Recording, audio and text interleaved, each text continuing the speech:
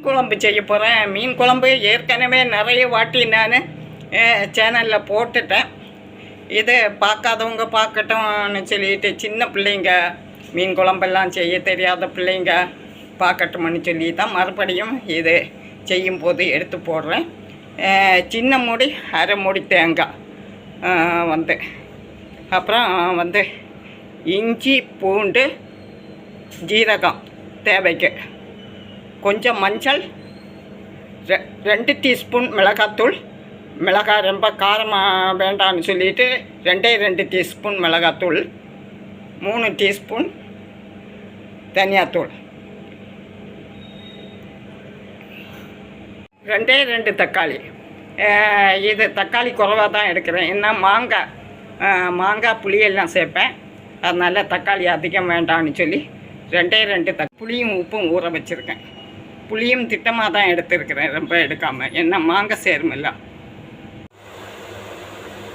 மீனை வெட்டி கழுகி பாத்திரத்தில் இது பண்ணியிருக்கு. மாங்காய், பச்சை மிளகாய்,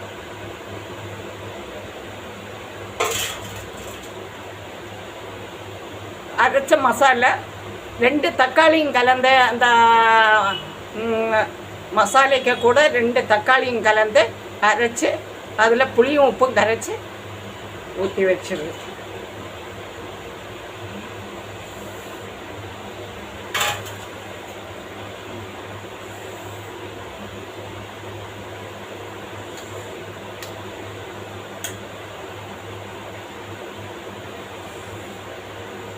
இந்த மெத்தடில் தான் நான் எப்போதுமே மீன் குழம்பு செய்கிறது. பல மெத்தடும் செய்வேன். தேங்காய் அரைச்சி, தேங்காய் அரைக்காமல் பல மெத்தடும் செய்வேன். அங்கே கன்னியாகுமரி டிஸ்ட்ரிக், கன்னியாகுமரி சைடெல்லாம் தேங்காய் அரைச்சி தான், பெரும்பாலும் தேங்காய் அரைச்சி தான் வைப்பாங்க.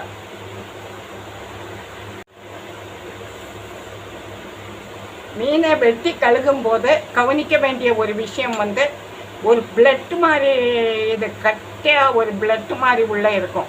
அதே நமக்கு அதை கை வச்சு எடுத்து நல்லா க்ளீன் பண்ணணும். இல்லைன்னு சொன்னால் அப்போ அந்த பிளட்டை எடுத்தால் தான் கவுச்சு ஸ்மெல் வராது. இல்லைன்னு சொன்னால் மீன் குழம்பு கவுச்சு ஸ்மெல்லுன்னு சொல்கிறாங்கல்ல, அது கவுச்சு ஸ்மெல் வர்றதுக்கு காரணம் அந்த பிளட்டை எடுக்காமல் விட்டோம்னு சொன்னால் கவுச்சு ஸ்மெல் வரும்.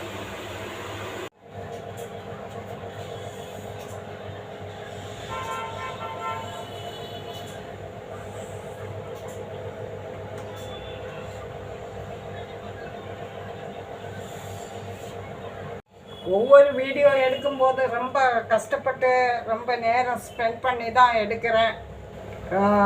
இது நீங்கள் பார்க்கணுங்கிறதுக்காகத்தான் வீடியோ எடுத்து போடுறேன். பார்க்குறவங்க சப்ஸ்கிரைபர் பண்ணாதவங்க சப்ஸ்கிரைபர் பண்ணிட்டு பாருங்கள். இது வீடியோவை முழுமையாக பாருங்கள், அப்போ தான் எனக்கு வாட்ச் ஹவர்ஸ் வரும்.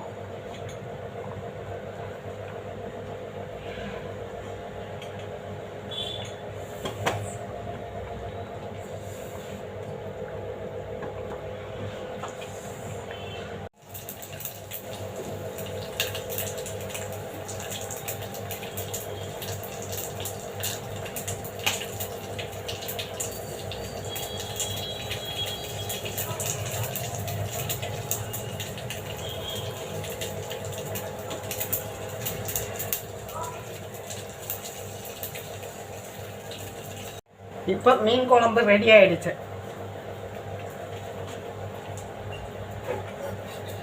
தாளித்து ஊற்றணும். எண்ணெய், கடுகு, கருவேப்பிலை, சின்ன வெங்காயம்.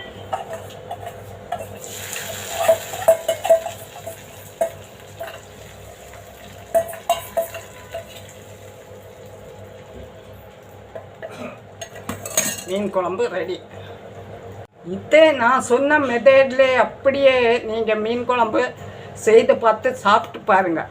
அப்போ தெரியும் உங்களுக்கு இதை இந்த மீன் குழம்பின் அருமை.